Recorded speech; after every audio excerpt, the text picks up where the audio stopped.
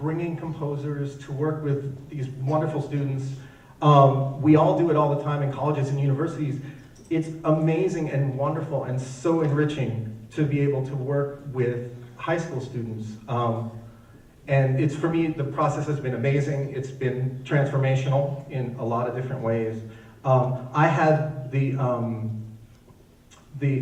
privilege of, when Lisa said, well, what would you like to do? I said, well, I would like to write a piece for Berkeley High, because I graduated from Berkeley High in the big band. And she said, okay, we'll do that. And I was like, really? Great. And that's what we've been able to do.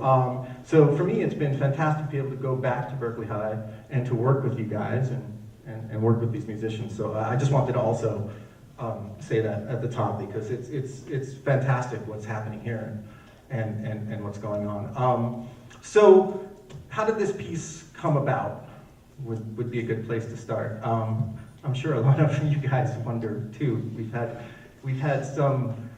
a lot of rehearsals, or a fair amount of rehearsals, I should say, but they're all very early in the morning.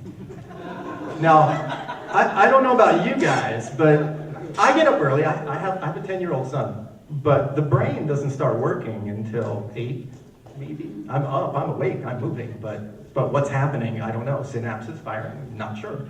So I'm really impressed with you guys that you get up every, 7:30 in the morning you start your rehearsals, right? So, and I'm in the city driving, so kudos to you. I don't know how you do it. All the research says you shouldn't be able to do stuff that early in the morning, and yet you still are, and that is phenomenal. So you're bucking all the trends, which I like. Let me take we're going to get to these guys doing some demonstrations. Karen's going to come up, because I don't want to hog all the time, because if anything with this piece, it's been a collaborative effort. And after I explain a little bit, you guys will understand why. Let me just take a poll. How many of you guys in the audience as well, play video games? Oh, come on. No. This is not, really. Come on, do it. How many play video games? Oh, your parents are here? Come on.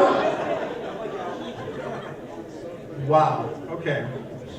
Okay, who knows what an MMO is? An MMO, what does that stand for? Karen, please? Massive multiplayer something or other. Okay, we can need massive what? Yeah, MMO. Multimedia organization, very good. No, but a good answer. No one, wow. Yes?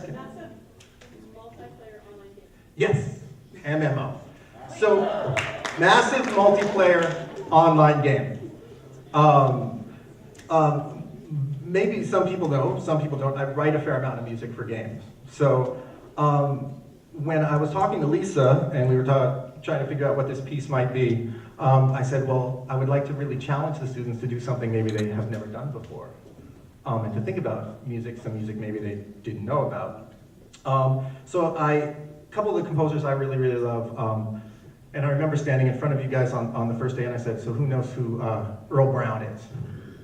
How many of the students here know who Earl Brown is, composer Earl Brown? That's when I knew I was in the right place, right? Then I asked, okay, John Cage. Couple more. Morton Feldman. Wow. So then I really know I'm in the right place. Hang on, I am gonna stand up in this case then. Just to show you guys, and we can pass it around. This is a piece of music that Earl Brown wrote in 1952 called December 1952. It's one of my favorite Earl Brown scores. And it's a graphic score. That's the music for the piece. Go online. It's on YouTube. You can Google it. You can hear it. Okay? So the name of my piece, in a strange way, I was able to merge these two worlds somehow in my brain, is called MMMOG, or MMMO, which is a massive musical multiplayer offline game. Okay? Except I called it an organized game, but I thought of it as an offline game, because I saw a lot of students. I originally talked to Karen and I said, well, she's like, well, how many players do you want? I'm like, well, how many do you have? She's like, I have like 70 string players. I'm like, really? How many can I use? All of them if you want, I don't know.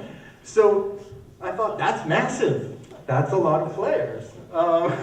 So this is how the idea sort of came about in my mind. I wanted to reference what's known as the New York School of Composers, Cage, Brown, and Feldman, as they were experimenting with graphic notation, open scores, as a way to have the students and the players improvise together and to think about music in a way that perhaps they hadn't thought about it before, and to deal with material in a way perhaps they hadn't thought about it before. Then I thought, man, I wonder if Fred Frith would like to play on this piece.